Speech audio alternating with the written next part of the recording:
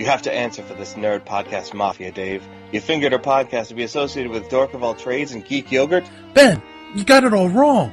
Ah, that little farce you played with old Johnny. You think that'll fool the beard? It's innocent. I swear on our podcast. Sit down. Please, the Nerd Podcast Mafia. They're good people. A respectable group of like-minded podcasts that support and promote each other. I listen to So Wizard and Fans on Patrol all the time, and there are a number of other great podcasts in the mix. Just check them out at nerdpodcastmafia.com for yourself. You make me an offer I cannot refuse. Thank you. Now leave the cape. Take a cannoli.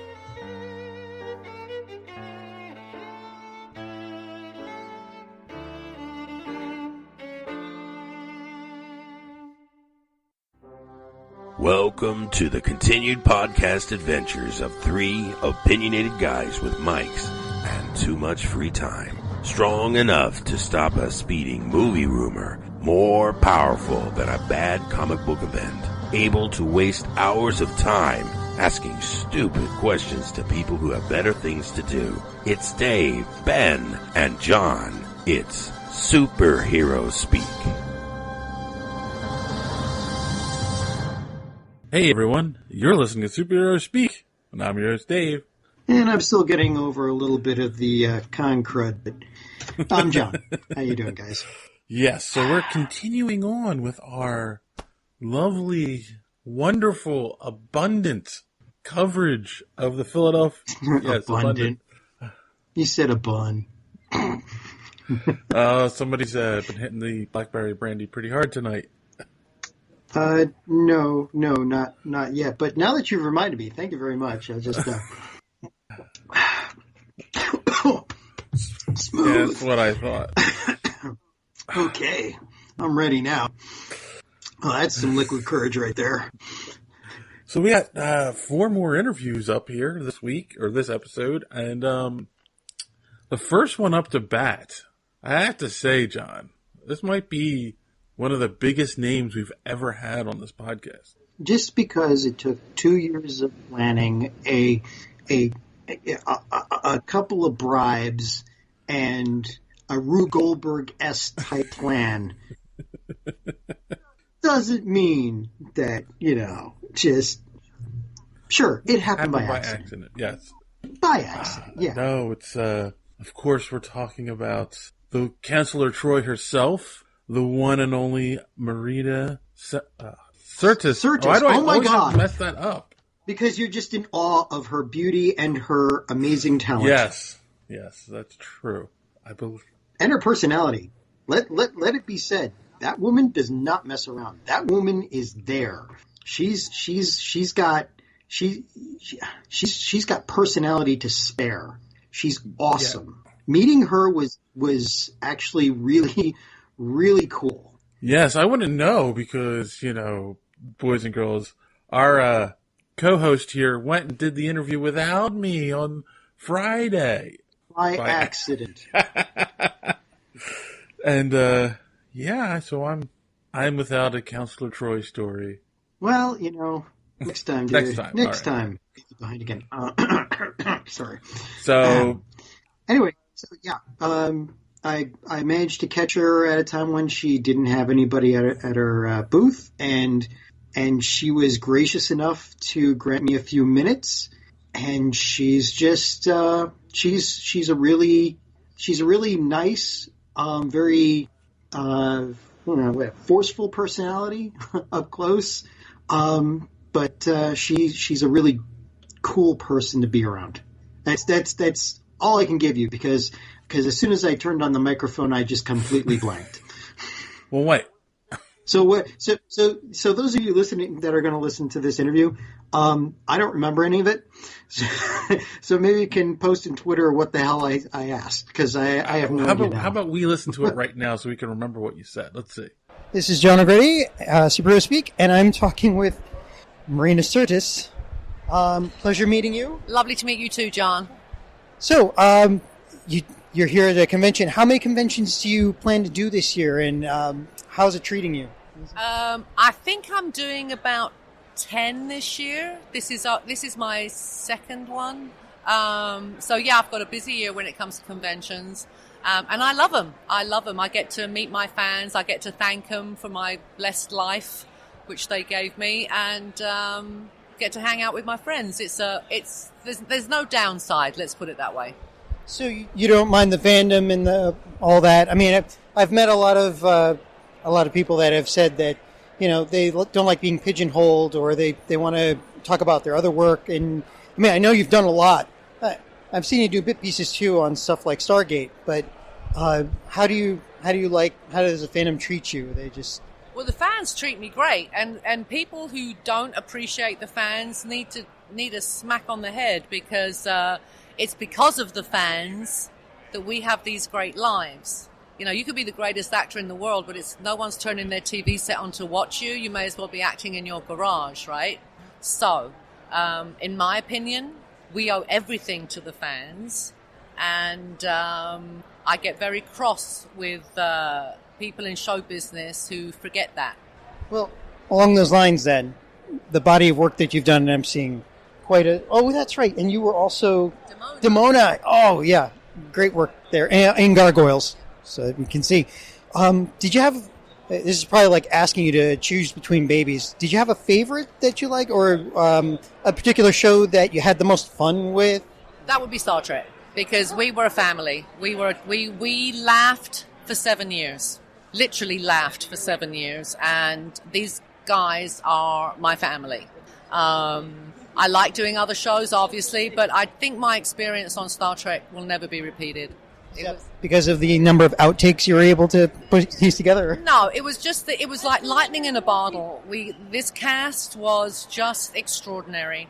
Not just in talent and ability, but in personality and goodness. We had no divas. We had no, tantrums. We didn't have any of that. We were an ensemble, even though, officially Patrick was the captain and the star of the show. We were a real ensemble cast, and no one behaved like they were the star of the show. So, like I said, I think it was a once-in-a-lifetime experience, and I'm so happy that I was part of that cast.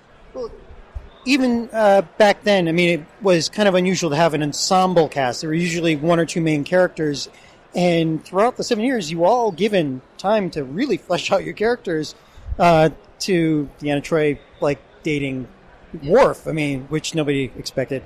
But, so the writing was very good, and it was a good thing to see that you got a lot of screen time. After that ended, what'd you do after that? I've done so much. I do a lot of independent films. I'm the head of Mossad on NCIS. Yes, I pretty much did all the sci-fi shows, that were on back in the 90s. I do theater. I do everything. I do voiceovers. I do everything. I pretty much kept really busy, so can't complain. Yeah, and the work that you have done is like people remember it. Like even Gargoyles, which was only on for a couple of seasons, and people know that it was you. Not that they remember the voice. They know you specifically. So, do you do any? Are you planning on doing anything now, or I just shot something that I can't talk about because it's in Hollywood everything's a big secret now. I just shot 2 episodes of something else, and I just did a video game, and I did another voiceover for a show called OKKO. Yeah, so I keep busy. Yeah. Okay. Well, then in that case, the one thing is that, you say that those people that are angry at the fandom because they don't like being pigeonholed, the fans really appreciate, all the work that you've done, and, all the performances you've given, make it really, it gives something back to us. So we're glad to give it back to you. Well, and that's the way. And that's the way it is, because, everyone involved in a movie or a TV series, everyone is as important as anybody else.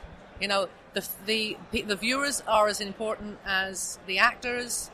On the set, everybody has their job that is essential to the making of that project. So I really don't think, I've never been one of those people that puts myself above say, the crew because I'm an actor and they're a grip or an electrician or whatever.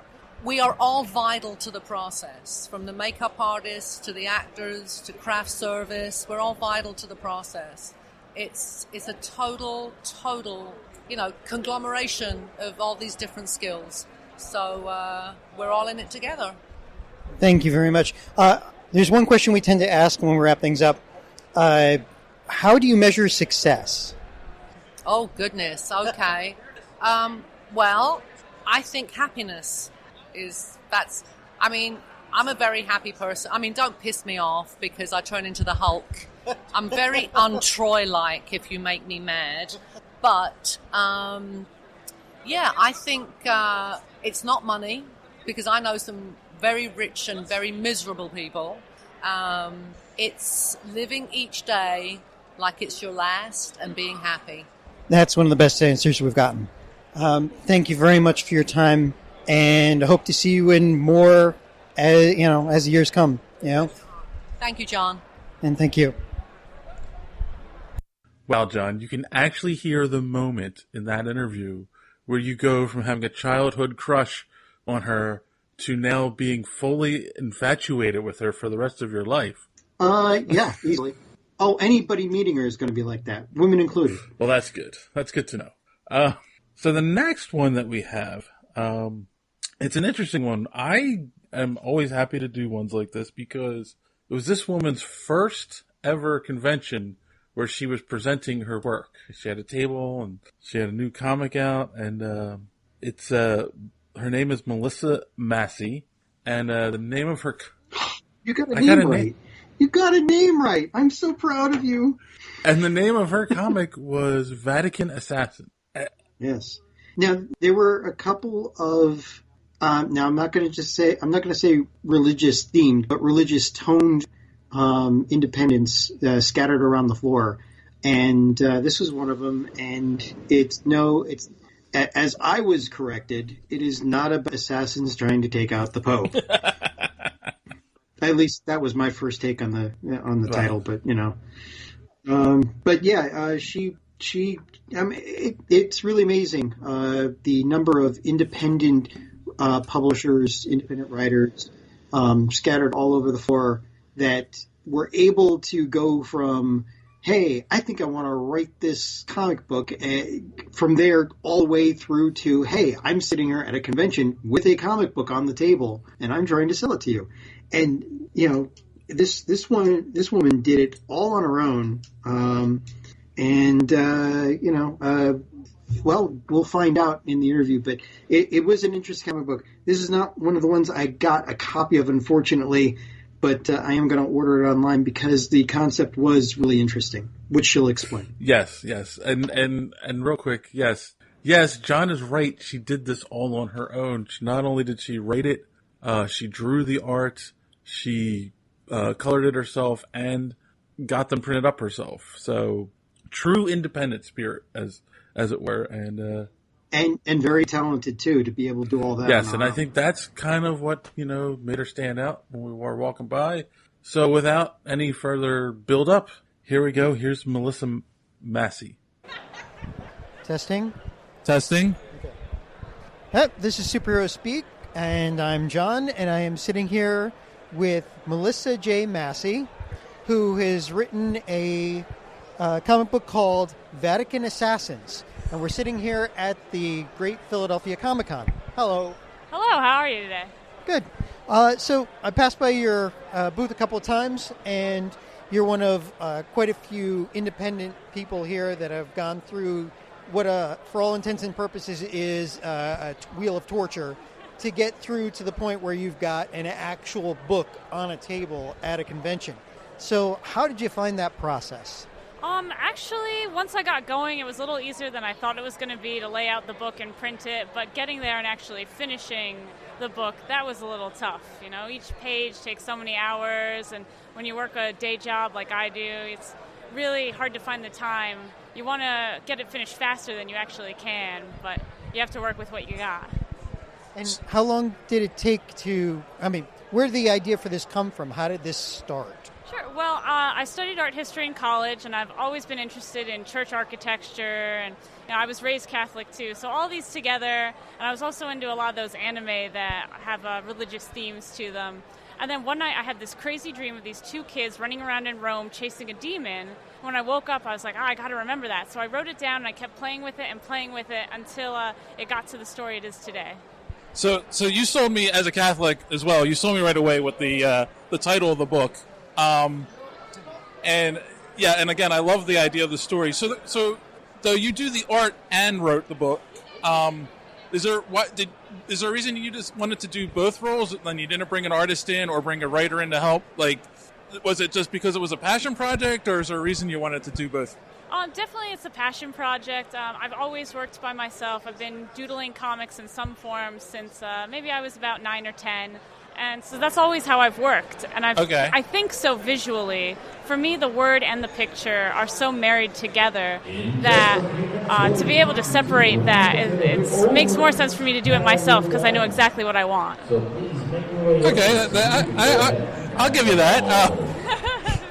So this is this a standalone story or issue 1? This is issue 1, so it'll probably run a few more years. Yeah, I got a lot in store for it. Do you have a plan about how many books you want to do in total, or? I'm not sure exactly. This is only the first chapter. I would like to eventually, when there's more chapters, start collecting them into fuller length books. Right. I don't know. So far, I'm looking maybe at about 20 or 30 chapters, but we'll have to see. I might start getting a little tired, and after 20 years, decide, maybe it's time to wrap it up. True. So you got to this point now. You have the book. There's no imprint on the cover or anything. So how did you get these published? I went through RA Comics Direct. They're just a print-on-demand service. They're really great. They helped me out a lot. They answered all my questions. So for anyone who's doing a first-time printing, I really recommend them because they do really help walk you through the process.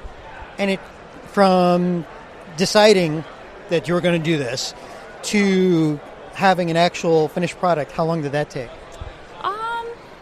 It's always been the dream to print a book and to do a print book. I think for this iteration and really deciding I was going to do this, maybe about a year and a half, really thinking about it. And it's like, you always want to get to that point, and you always have an excuse for why you can't get there. And last year I decided, enough excuses, I'm just going to do it and see what happens.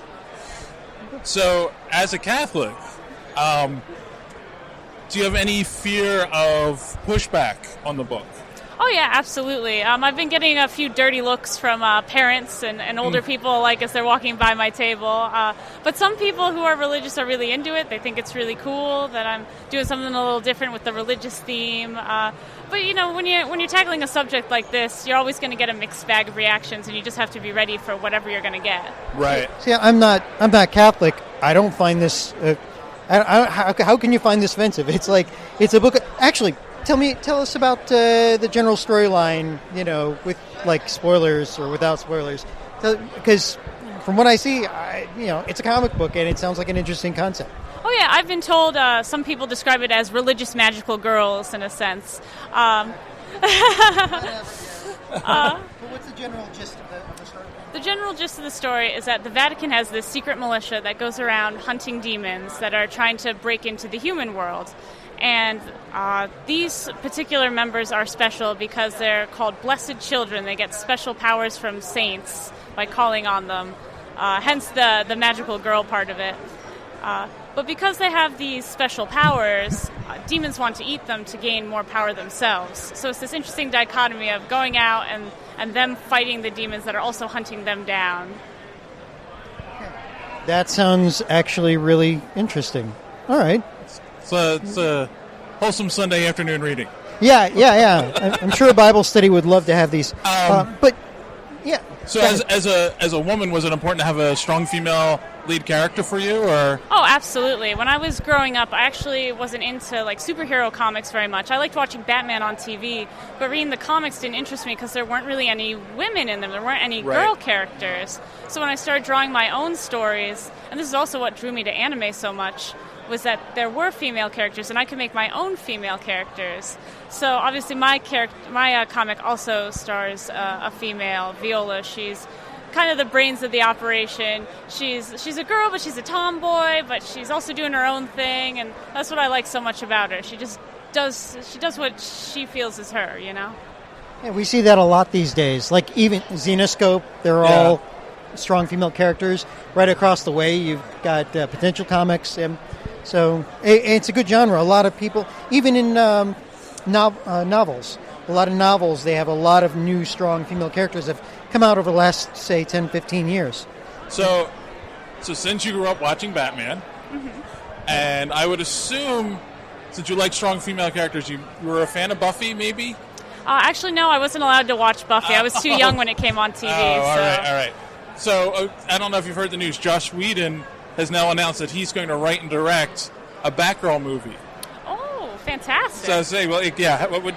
Is that something that you would be excited to see? Oh yeah, absolutely. I mean, I'm really looking forward to Captain Marvel coming out. Yes. And now that there's going to be a Batgirl movie, I think that's great. I think we need more, movies about Batgirl and Batwoman, and I'd love to see a Black Canary movie. Oh, yeah. Zatanna. There's so many great, especially in DC, female characters that I'd love to see more of on the big screen. Cool.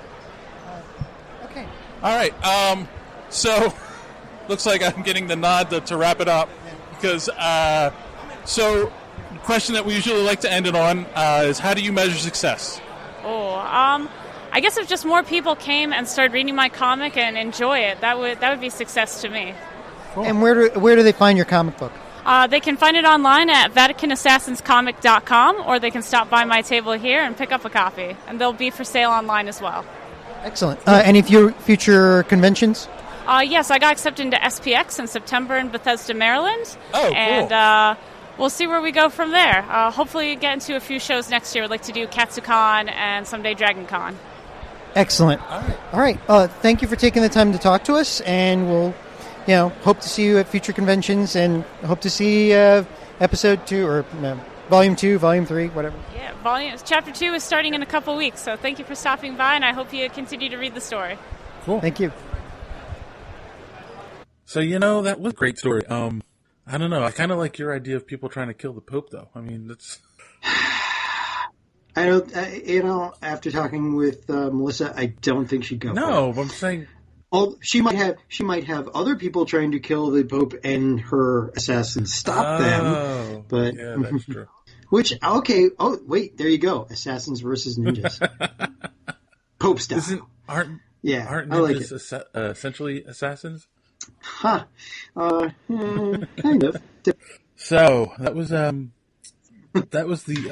one interview this episode I was a part of because you got crazy running around. Well, you got to do it while you have energy, or else because even a small one like this, and it's okay. So the Great Philly Comic Con isn't small; it's a medium-sized one, and it's growing. But when you're on your feet for 8 to 10 hours a day with 30 pounds of audio equipment in a backpack, and you've got a bad back, and your ankle is still healing from injury a year ago, I'm telling you, the amount of painkillers you're already popping at the point, you have to get the numbers as many as you can. Because on Sunday, no, you just kind of peter out. You might as well. At that point, I'm basically, sit at a booth and touch with people because there's no way I'm up for interviewing anymore. Yes. Yeah, that was true. Okay, so these next guys are kind of sort of a team. We've got 2 interviews, one with KJ Kaminski and one with Josh Dahl. Now, the first one with Kaminski, he wrote, he's a writer, and he wrote a bunch of comics called The Resistants. Not The Resistance, The Resistance, TANTS. And the other title is The Broadcast Offensive. So he'll talk about it, but the one spoiler I give you is that he had this idea for over 20 years. This sounds familiar to me. He's had this idea for a very, very long time, and him and a friend, which I believe was Dahl, he'll mention him in the interview. They used to come up with characters and plot lines and that sort of thing for a while, for a very long time. And now he's sitting here with a comic with his own imprint, Blue Comic, And Josh Dahl will talk about in a second his friend who also helped him on some of the comics and collaborated with him on some others that we'll talk about right after this. Anything you want to add to that, Dave? No, I'm just proud that you talked to another Polak. Okay, that's what. Yeah, that's what I got. All right. So here we go, ladies and gentlemen. Here is KJ Kaminski. Okay. Very good. This is John O'Grady from Superhero Speak, and I am sitting here with KJ Kaminski. Oh, I think the guys. We always get names wrong. Always. I think our tagline is, was it technical difficulties since 2013. I'm sitting here at your booth at the Great Philly Comic-Con. You have a couple of comic books here that you've basically created out of whole cloth. So if you'd like to give me a rundown, you just gave me the spiel, but now I've got a microphone. Right. Excuse the pitch, but The Resistants is my new high-action science fiction comic series. It's about a group of alien refugees and human freedom fighters 100 years in the future fighting against an oppressive corporate state. But it's all about a big action and a fun comic book series. Okay. And from what you were describing to me, you've had this idea for a very, very long time. Yeah, I originally co-created most of these characters when I was 16 with one of my best friends who was an artist. We published a couple anthologies in the mid-90s with our characters. I went on to comic book retail, had my own shop, and a few years back I found myself in an opportunity where I could come back to it, and so in 2012 I started working on a new script, and in 2015 I hired an artist. Well, throughout all that, I mean, what were like some of the biggest challenges you came up against? I mean, this has got to be hard to come up with. You came up with the idea. You managed to go after a couple of years to actually having comics on a table. I mean, like, what was the hardest thing that you found getting to this point? I think people taking you seriously when you talk to people and you say, hey, I want to make a comic. I have this idea. At comic conventions, a lot of people come up with their ideas. It wasn't until I actually had a book in my hand that really people started taking me seriously, and I started making more connections with artists and colorists. Hey, well, the books look great. Thank you. I'm saying they look great. You're going to think they look great because this is an audio podcast, and you're just going to take my word for it. But so you do what besides the story? What did you do? So I am the co-creator, writer. I'm also the publisher, and I do the production and the lettering. I work with some fabulous artists and colorists that have been in the industry for a long time, starting with Jason Johnson, who drew the Resitants miniseries. He's been working in comics for over 20 years. He got his start with Wildstorm, Jim Lee's studio, back in the day. He started as an intern, actually, and went on to draw books like Wetworks and Gen 13 and Wildcats. Did some work for DC here and there, went into the video game industry and came back, and I happened to be in the right place at the right time for him. And then our second artist, Ben Herrera, is another guy who got his start in the mid-90s, actually doing a little work for Extreme Studios, Rob Liefeld's studio at Image, and then went on to do Marvel work for X-Men Adventures, and again, another person who went to the video game side, had to come back to comics, and I caught him at the right time. Not bad. No wonder it looks so good. And you create your own imprint, Big Blue Comics, right? Yeah. Originally, when I self-published these characters 20 years ago, we were Blue Comics, and so when I brought it back, I knew I wanted some type of tie to what we had before, but to kind of show that we're taking a step up, and big seemed the way to go. Bigger, better, and right. So Big Blue Comics right now is me. Every once in a while, my co-creator Jason Krause, he will help with some design work here and there. I have my girlfriend and my mom proofread and look things over for me, but for the most part, Big Blue Comics is me. Now you're up to, was it the third issue 3 or so it's actually issue 2 because we did a 0 issue, which is confusing to everybody outside of comics. But so we have 3 issues of the Resistance out right now, and then our second series, issue 1 of Hyperaction, is a double feature flip book that features stories of the individual members of the Resistance, plus a bounty hunter or mercenary that inhabits their world, to kind of expand on the universe of the Resistance. So you are going to do the kind of expanded universe that seems to be popular these days, and draw more people in like that, or given how much time it's been in your head, you've had more time to allot. Right.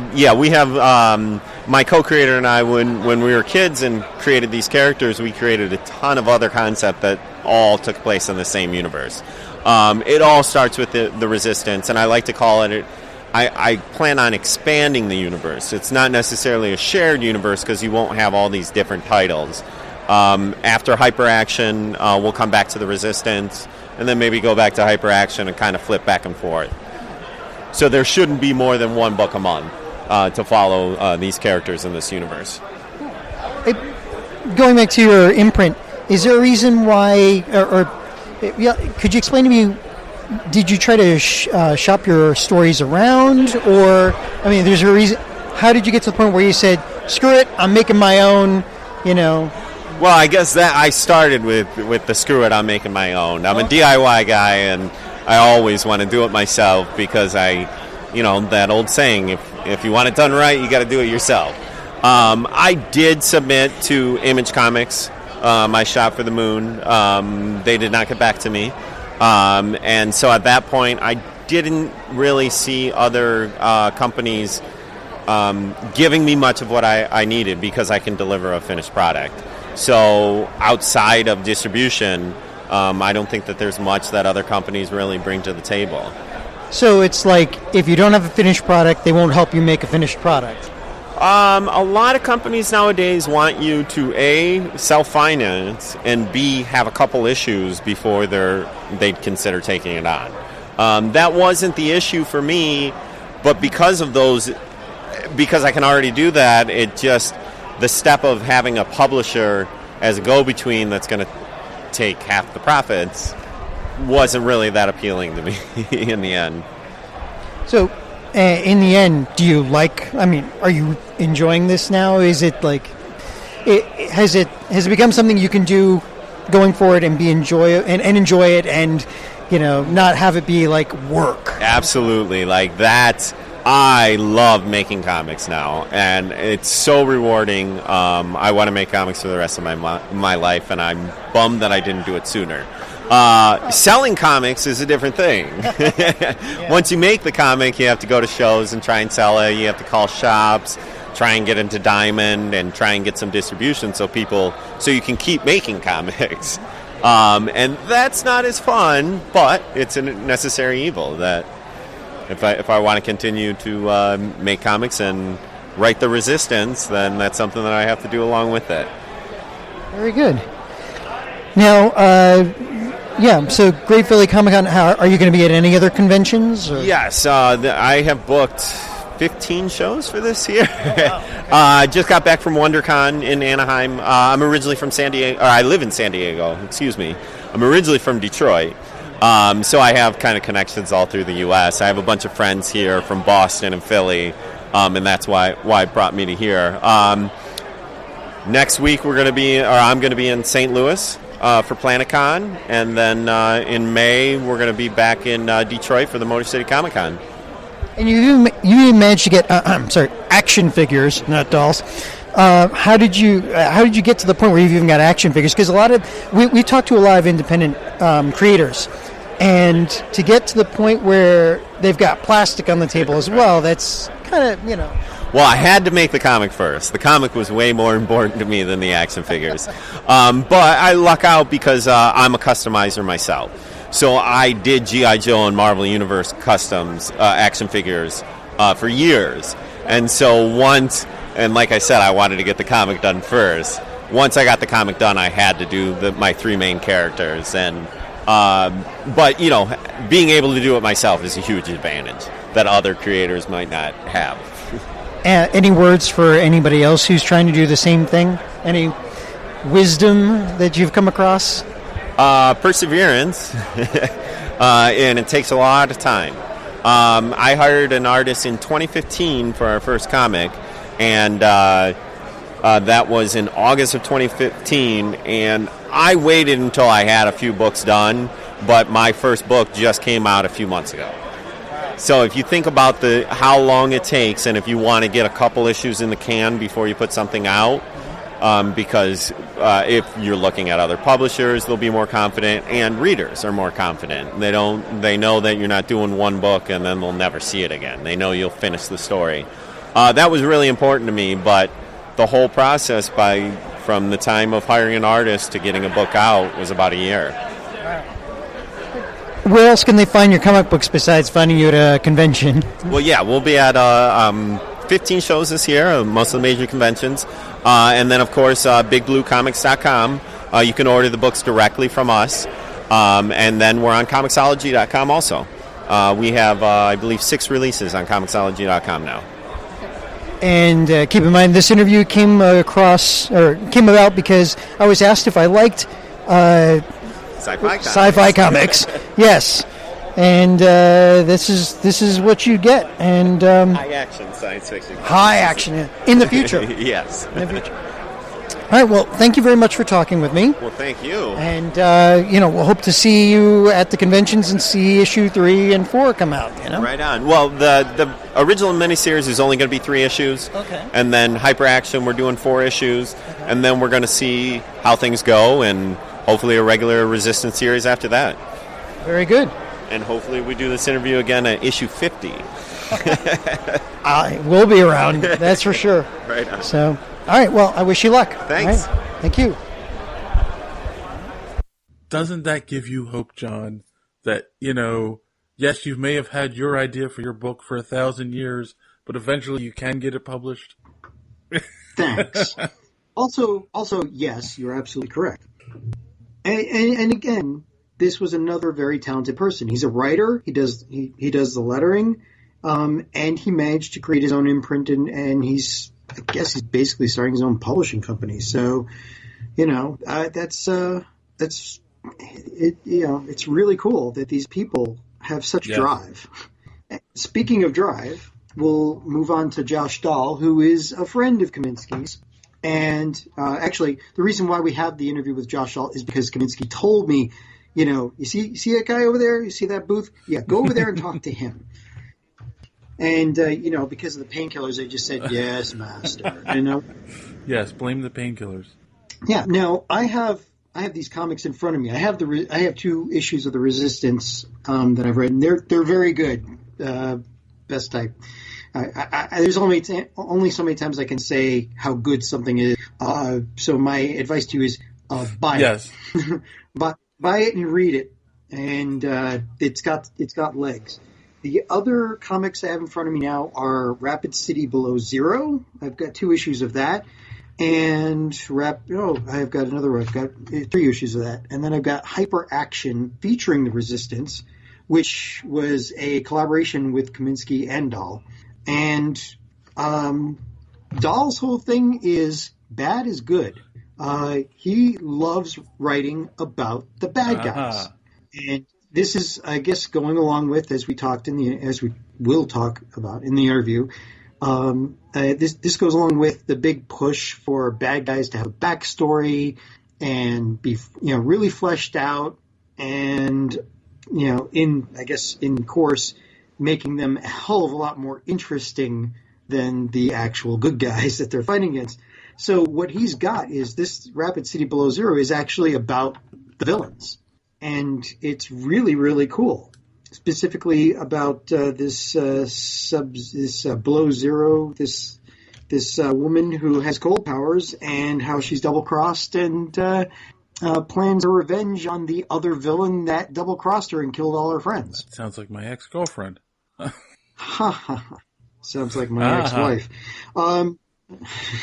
So anyway, moving on. No, really, and these I've all read, and they are excellent. They really are. So, without further ado, here is Josh Dahl. Testing. Okay. Josh Dahl. Okay. So, I'm John O'Grady. I'm from Superhero Speak. And I am sitting here with Josh Dahl, who I was pointed at by another creator from here who did the Resistants and some of the Hyperaction. And what part did you play in that? In Hyperaction. Hyperaction. Well, I've been friends with Kyle Kaminski since middle school, and we worked together on some comics a long time ago, and this kind of grew out of that.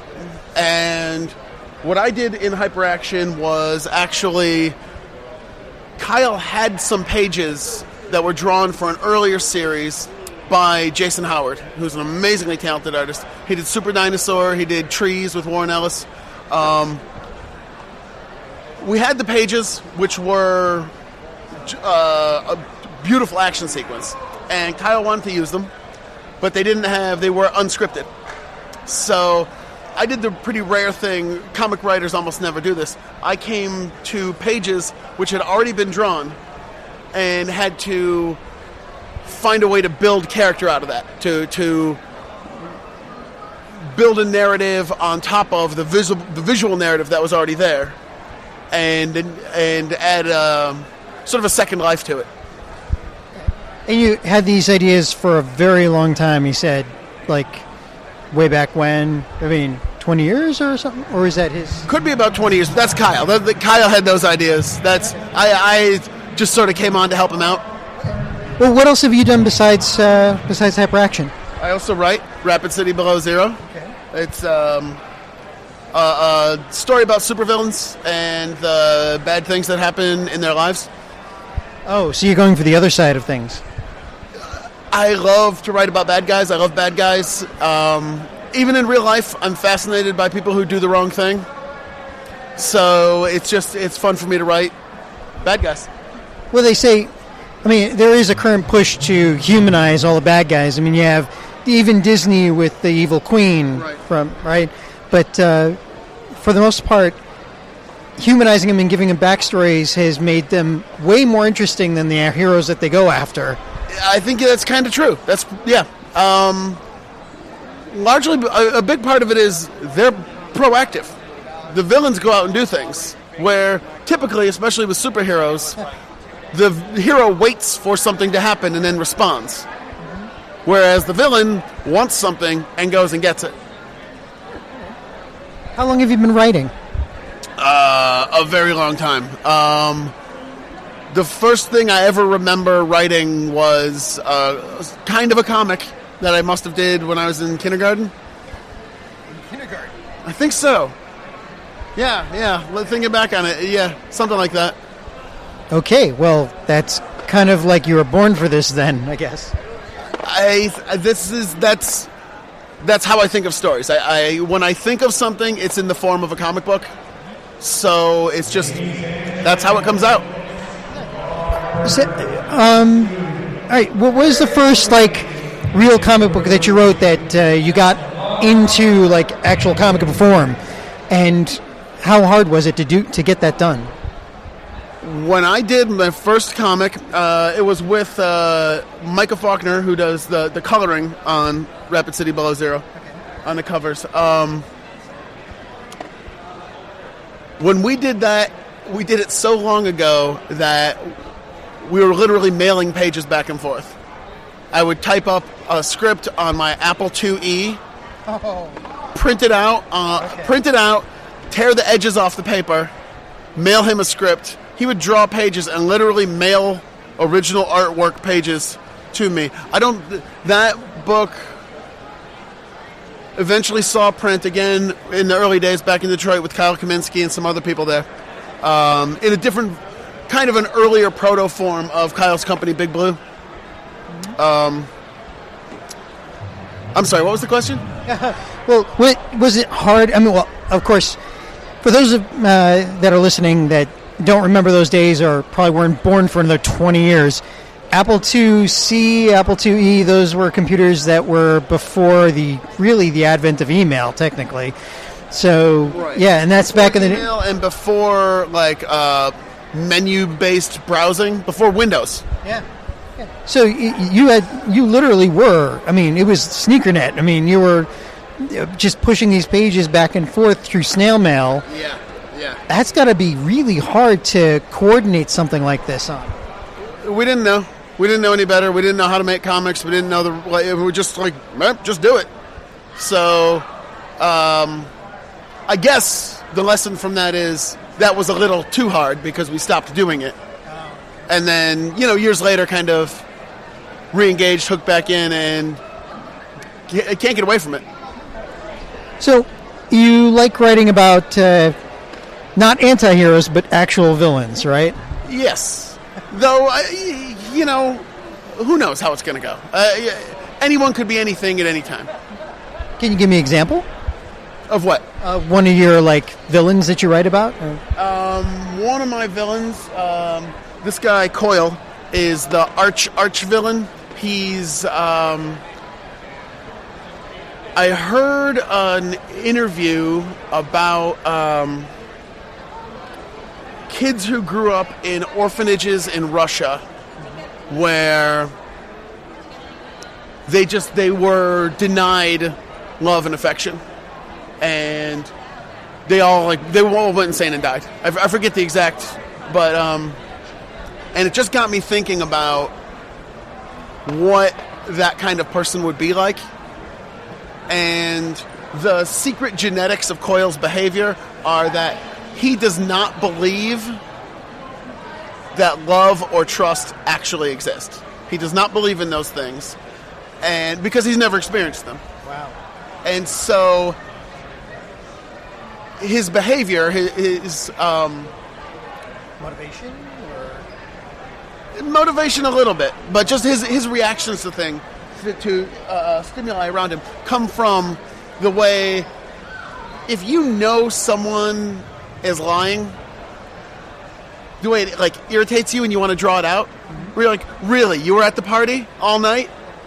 So did you see, so that's how he responds when he sees people show love or trust to each other.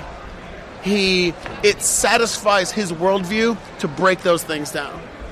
So if he can show that some of this love or affection is phony, then he has see, I told you there was no such thing as love. Because if he starts to understand that love exists, then he's been denied something. Then he realizes, oh, everyone does have this good feeling in their life, and I've never had it. Okay. So really, really complex personalities and very... The great thing about that kind of complexity is it keeps flipping around. It's complex, but it's so super simple. And then it's so simple that it's simple motivation, complex actions, right? At the core of it, we're all the same. We're not so different. When you do some shitty thing, it comes from the same place. When your friend invites you to a party and you're like, oh, you know what, I can't go. But you could go. You just don't want to go to that friend's party. You're being selfish. You're doing the same. You're hurting your friend's feelings and you don't care because you went to a party last year. Whatever it is, you're being a bad person a little bit, and you justify it in your head by saying, I don't know how you know what I mean. Yeah. People justify their own negative behavior. Yep. It's just these guys have superpowers and live in a culture where it makes sense to put on a costume and hurt people. Okay. Well, you're the second independent comic that I've seen that looks absolutely gorgeous. How did you manage to get... what was the process like trying to find artists and inkers? The process of finding artists is horrible and soul-crushing until this little ray of sunshine walked into my life, Sean Langley. First time I've been called that. It's really hard to it's really hard to establish a collaborative relationship with an artist. Mm-hmm. It just is. Sean is terrific. He's great to work with. He bangs out beautiful, beautiful work. Oh yeah, it looks amazing. It is amazing. Yeah. Okay. And are you having fun doing it? I mean, it's like this is your primary thing in life that you do, and this is my favorite thing. Seeing when Sean posts a new page, when it's like something from my imagination that I wrote in a script, and then it tinkety-tinkety-tink comes through Sean Langley's eye and pen, and it's gorgeous. It's my favorite thing. Very cool. So how many issues do you have so far? There are 5 issues of Rapid City Below Zero. Issue number 5 ends the first story arc. When all is done, it'll run 12 issues to tell Icicle's complete story. And issue number 5, we just took out of the shrink wrap this morning. This afternoon. And it's gorgeous. Your own imprint, is it? Yeah, it's my own publishing company, Monolith. I'll ask the same question I asked your friend over there. When you did your own imprint, was it because you had problems trying to shop your ideas around to other of the larger comic book places or the larger publishers? Or yeah, pretty much. At this level, okay, so if you can do something, if you can go with Image or something like that, if you can walk through the door and get that done, that's great. At the level below that, where I'm actually shopping around to publishers you see here and things like that, a lot of them can't do much more than I can already do. A lot of them will, slap the label on it and, bring you to shows and put you out there, but you're still on the hook to pay the artist. You're still on the hook and I'm not trying to disrespect them at all. That's the game. That's how you do it. But it was just most of what a small publisher can do, I can do. So I just did it. Okay. Oh, very good. Where can people find all of your work? Your comics. Where can they buy them? Besides at shows. Here's a question: how many shows are you going to be at this year? As many as I can. I'm going to be at C2E2 in Chicago. I'm going to be at Motor City Comic Con. It looks like I might do Boston Comic Con. I'm going to do Metacon in Minneapolis. Sean, do you want to do Metacon? Where's Metacon? Minneapolis. Maybe. It's in September. First weekend in September. You mentioned it before. Yeah. Maybe. I'm doing that one. It's that easy, huh? Want to do it? Sure. Okay. No, it's not that easy. No. I hate flying. They have to pull the B.A. Baracus and drug me up, get me on a plane. Oh, okay. We could... Don't drink the milk. Yep. Let's talk. I've got a plan, actually. Let's talk. You have a plan? I have a plan. Does it involve drugs? Let's just say I have a plan. So,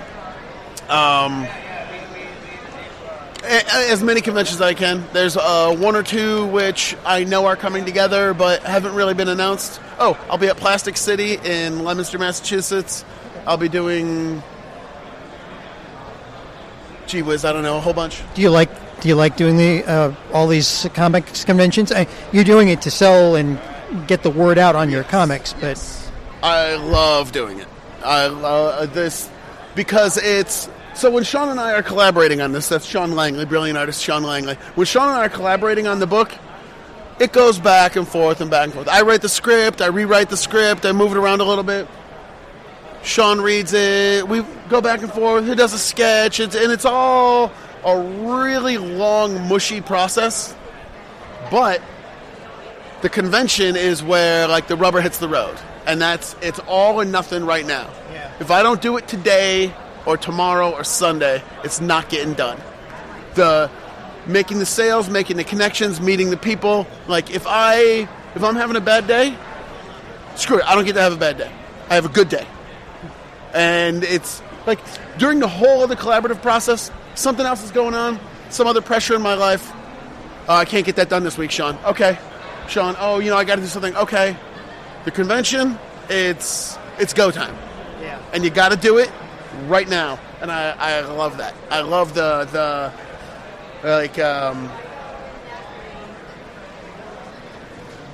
I don't know, the matador aspect of it, just Oh, the staring down the bull. And the roar of the crowd, you have no choice but to. When that bull moves, you gotta do your thing. Yeah. You can't do a do-over. So yeah, basically this is exactly like bullfighting. I that's the first time I heard it described like that. It's very interesting. Yeah. So where else, besides the conventions, as I was originally asking, yes. Can they find your comics and your work? BelowZeroComic.com is the webpage. We do most of our stuff on Facebook, though. I'm easy to find on Facebook. Josh Dahl, Rapid City Below Zero. It's there. And what about Sean Langley? Is he got places he wants people to go to? I don't think Sean sells any of his work. He draws a... What is it? No, Sean, what's your webpage? It's on the card. I'm sure that's going to be easy for you to see through the the podcast. SeanLangley.com. SeanLangley.com. Right. Okay. Yep. All right. Well, thank you for taking the time to talk to us. And, I wish you luck on your comic books. They look awesome. I'll post pictures of them with this interview. Thank you. And, we'll hopefully see you in the future. I'll be here. I'll hopefully, yes. All right. Excellent. You can hear the evil in his voice. Oh. Yes, this one has given in to his feelings of anger and revenge. But in this case, it's a good thing. We get to benefit from it. And in the meantime, good comics are made. Yes, and actually, you said something right before we played the interview that I think is very important. If you guys have any interest in, any of these creators that we present on the show, then you definitely should go and check their books out because, independent is, they need your support, and if the ideas are good enough and they get picked up, then eventually these will be the next TV shows and movies and big ideas that are out there, and we can stop complaining about DC doing too dark and Marvel controlling everything. Yeah, I mean, and this is really doubly true because, say, Xenoscope was at the convention for the first time, and I got to chatting with one of them, and it reminded me. It reminded me that they actually Xenoscope has a TV show out right now based on Robin Hood. Was it? Van Helsing. Yes. That's it. Yeah, Van Helsing. So, which the first season was actually really good, and I can't wait to see the second one because the cliffhanger sucked. to be left. Which I mean, the cliffhanger was really good, and it sucks that would be the last one. I want to see what happens. But even the smaller imprints now are getting movies or TV shows. Exactly. So again, if you like an idea, go check the book out and support your independents because they need your help. Yep. If you want any of these books, information will be with the podcast on our website. Also, at the ends of each interviews, we've made sure we've asked each of the creators to give us to name the places where you can find their work. But definitely visit our site in order to get the information directly from us where to go find them. And what is that site? Is that superheroespeak.com? No, not at all. Yes. It's readallarads.com. No, it's superheroespeak.com. And of course, and that's another thing that we don't usually mention, but if you have any thoughts, questions, comments about anything we've talked about on the show, you can reach any of us through our email. You can reach John at superheroespeak.com. Oh, bring the hate mail on. You can reach Ben at superheroespeak.com. And you can bring the beard, was the freaky beard fetish people on. You can reach me at Dave at superheroespeak.com. Geek stuff.